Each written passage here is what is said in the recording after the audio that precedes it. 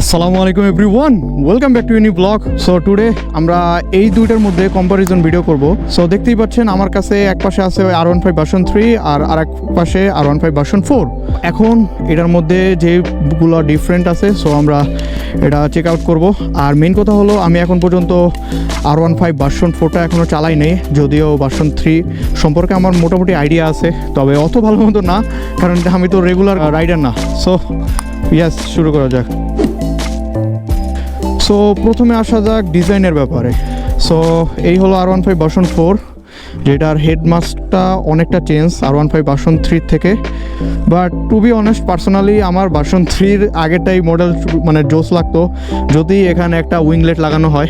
কিন্তু এটা যে মানে প্রজেকশন হেডলাইটটা, এটা মানে শুধু রাত্রেবেলা জ্বললে মানে শুধু মাঝখানের হেডলাইটটা দেখা যায়। আর এইটার যে চারটা লাইট, এটা খুবই জোস লাগে দূর থেকে দেখলে, মানে মনে হয় যে মানে একটা ইউএফও আসতেছে। ডিজাইনের ব্যাপারে চেঞ্জ, পুরো বডি কিট চেঞ্জ করা হয়েছে। দ্বিতীয় কথা হলো ট্যাঙ্কটা, টু বি অনেস্ট আমার মতামত আমি দিচ্ছি, জানি না বাকিদের কি, খুবই মিনিমাল লাগতেছে। মানে ট্যাঙ্কটা আরেকটু যদি এরকম ডাউন হইতো তো দেখতে আরও জোস লাগতো, আর যদি এদিক থেকে একটু বাল্কি হইতো, যেটা হলো R15 ভার্সন 3-তে আপনি দেখতে পারবেন। তো এটা খুবই বাল্কি ট্যাঙ্ক, মানে হ্যাঁ এই ট্যাঙ্কের কারণে মানে বাইকটা খুবই বড় সড়ো মনে হয়, যেটা আমার কাছে খুবই জোস লাগতো। এখন অবভিয়াসলি ডিজাইনের ব্যাপারে নিজেদের পার্সোনাল মতামত, so nothing to do with me. So চলুন রাইড শুরু করা যাক, বিসমিল্লাহ। ওকে, হ্যাঁ দেখতে পাচ্ছেন এটা হলো এম না, মানে ভার্সন 4 যেটা ওইটা। ওকে বয়েস, প্রথমেই বলি যদি আমি সিটিং পজিশনের কথা, প্রথমে এই জিনিসটা লক্ষণীয় যে এটার সিটিং পজিশন কিছুটা আপরাইট। তো আপনি অবভিয়াসলি লং ট্যুর করে এটাই মজা পাবেন। V4-এর মধ্যে আমি যে জিনিসটা লক্ষ্য করছি যে এইটা কিছুটা আমাকে অ্যাগ্রেসিভ সিটিং পজিশন দিচ্ছে, যার কারণে আমার কিছুটা ঝুঁকে লিন হয়ে আর কি বাইক রাইড করতে হচ্ছে। এটা কনফিডেন্টও ভালো আছে, কারণ অবভিয়াসলি এটার যে সেম ফ্রেম ইউজ করা হয়েছে। তবে V4-এর ব্যাপারটা হলো V4 আমি ভালো গ্রিপ পাচ্ছি বিকজ অফ দ্য ট্যাঙ্ক। এই দেখেন ভালো মতো পাটা আটকে রাখতে পারছি, যেটার কারণে আমার হুইলি নিতে অনেক মানে ইজি হবে, বা আপনি ইজিলি কর্নারিং বা কন্ট্রোলিং পাবেন। অনেকে আছে যে একটু মানে চিকনা চাকনা বডি, তাদের জন্য আবার V4টা ভালো হবে কন্ট্রোলিংয়ের ক্ষেত্রে। ড্যাশবোর্ড লুকটা কিন্তু একটু চেঞ্জ V4-এর থেকে, ঠিক আছে। V3টা কিছুটা মানে মোটা সোটা মনে হয়, আর V4টা কিছুটা মানে সামনে থেকে চিকন মনে হয় because of the bulky body. এরপর R15 ভার্সন 3-র এক্সস্ট থেকে R15 ভার্সন 4-এর এক্সস্টটা কিছুটা লম্বালম্বি ছোট করা হয়েছে।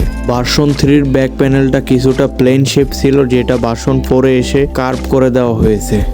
ব্যাক সিট খোলার জন্য R15 ভার্সন 4-এ কি সিস্টেম করে দেওয়া হয়েছে, যে কি সিস্টেমটা R15 ভার্সন 3-তে ছিল না। R15 ভার্সন 3-তে বডি ওয়েট ছিল 138 কেজি, যেটা কিছুটা স্লাইটলি বেড়ে R15 ভার্সন 4-এ 142 কেজি হয়ে দাঁড়িয়েছে। অ্যান্ড ফাইনালি R15 ভার্সন 4-এ ইউজ করা হয়েছে ব্লুটুথ কানেক্টিভিটি। এখন আসা যাক আমি ভয়েস ওভার কেন করছি। আসলে মেনলি কথা হলো কি, আমি এত ঘাবড়ে যেতেছি কারণ আমি রিসার্চ করে, রিসার্চ করে আসি নাই, তো এই জন্য যাই হোক। তো প্রথমে আসা যাক ইঞ্জিন ডিসপ্লেসমেন্টের ব্যাপারে। R15 ভার্সন 4-এ ইঞ্জিন ইউজ করা হয়েছে 4 valve DOAC liquid cooling engine. তো এই ইঞ্জিন থেকে ম্যাক্সিমাম যে টর্ক উৎপন্ন হয় এটা হলো 14.7 নিউটন মিটার, আর এইটাতেও সেম 19.3 bhp ম্যাক্সিমাম পাওয়ার আর 14.7 নিউটন মিটার টর্ক ইউজ করা হয়েছে। এটা সেম ভার্সন 3-র মতোই, আপনি ম্যাক্সিমাম স্পিড পাবেন 159-এ গিয়ে লক হয়ে যাবে। ওকে, ইঞ্জিন সাউন্ড সেমই আই গেস, তবে R15 ভার্সন 3 থেকে এই ইঞ্জিনটা কিছুটা রিফাইন্ড। হ্যাঁ, এটার ইঞ্জিন সাউন্ড থেকে বোঝা যাচ্ছে, কারণ R15 ভার্সন 3-তে কিছুটা গুরুগম্ভীর আওয়াজ হইতো, আর এটা থেকে কিছুটা সফটনেস ফিল করা যাচ্ছে। So then cornering ability wow same. এটা টায়ার ইউজ করা হয়েছে সামনে 100 সেকশনের, আর পিছনের রেয়ার টায়ার ইউজ করা হয়েছে 140 সেকশনের টায়ার। তো এটাতেও সেম 100 সেকশনের ফ্রন্ট টায়ার আর পিছনে 140 সেকশনের রেয়ার টায়ার ইউজ করা হয়েছে। এছাড়া সেম মডেলের IRC টায়ার ইউজ করা হয়েছে। So as usual same. দ্বিতীয় কথা হলো এটা ডিস্ক, সামনে 282mm আর পিছনে 220mm এর ডিস্ক ইউজ করা হয়েছে, যেটা same to the R15 version 3। Yup, V4 আর V3 তে দুটোটাই কোনো ABS দেওয়া হয় নাই, যদিও ইয়ামাহা R15m এ ABS দেওয়া হয়েছে, যার কারণে ব্রেকিং আরও কনফিডেন্ট ভালো পাবেন। ABS এর পাশাপাশি R15m এ বাইব্রের ক্যালিপার ইউজ করা হয়েছে। যেহেতু ভার্সন 4 এর সব বাইকগুলোতে USD সাসপেনশন ইউজ করা হয়েছে, সেম অ্যাজ ইউজুয়াল ভার্সন 3 তেও USD সাসপেনশন ইউজ করা হয়েছে। তবে USD সাসপেনশনের সুবিধা হলো আপনি কর্নারিং বা কন্ট্রোলিং এগুলো ভালো পাবেন, আর সামনে লুকস ও মাই গড জোস। আর দ্বিতীয় কথা হলো এটা ড্যাশবোর্ড লুকসও সেম, হ্যান্ডেল ক্রাউনটা আই গেস সেম রাখা হয়েছে V4 এর সাথে। তবে R15m এ হ্যান্ডেল ক্রাউনের ডিজাইন কিছুটা চেঞ্জ আনা হয়েছে। এটা ডিসপ্লেটা এটা বেমানান লাগছে, যে আমি চাইছিলাম যে এম এর যে ডিসপ্লেটা ওইটা ইউজ করবে, বাট এখানে সেম ডিসপ্লেটা দেওয়া হয়েছে যেটা R15 ভার্সন 3 তে দেওয়া হয়েছে। তবে R15m এর মিটারটা অনেক জোস করছে, যেটা কিছুটা দেখতে R1 এর মতো লাগে আমার কাছে, যেটার মধ্যে আপনি mode change and details information পাবেন। আর যদি আপনি এম রাইড করেন তাহলে পরিবর্তন লক্ষ্য করতে পারবেন যে এম এ ট্রাকশন কন্ট্রোল আর হলো কুইক শিফটার এই দুটো ইউজ করা হয়েছে, যেইটার কারণে আপনি হয়তো শুরুর দিক দিয়ে R15 ভার্সন 3 ইন্দো যেটা ট্রাক রেসে এগিয়ে যেতে পারবেন because of the quick shifter.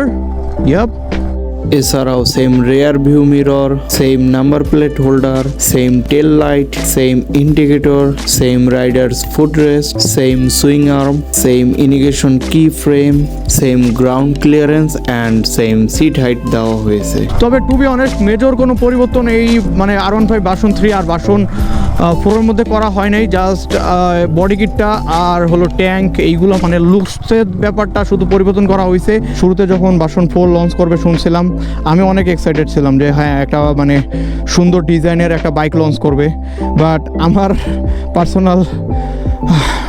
Personal যে মতামত এটাই যে এটা হ্যাঁ ভালো লাগছে, বাট V3-র উপরে আমি দিতে পারছি না। তো এখন কথা হলো আপনি কি মানে V3 নেবেন না V4 নেবেন প্রাইস রেঞ্জ অনুযায়ী? তো আমি বলবো যদি আপনার V4 এর লুকস পছন্দ হয় আর যদি আপনি নতুনত্ব কিছু ট্রাই করতে চান তাহলে হ্যাঁ আপনি V4 এর দিকে যাইতে পারেন। আর যদি মনে করেন যে না আমার V3 লুকসই পছন্দ ছিল আর প্লাস এটার পারফরমেন্স ওই V4 এর মতোই সেম আর আমি কমে পাচ্ছি, তো ইয়া definitely you should go for that. So that's it for today. See you guys in the next one. Peace.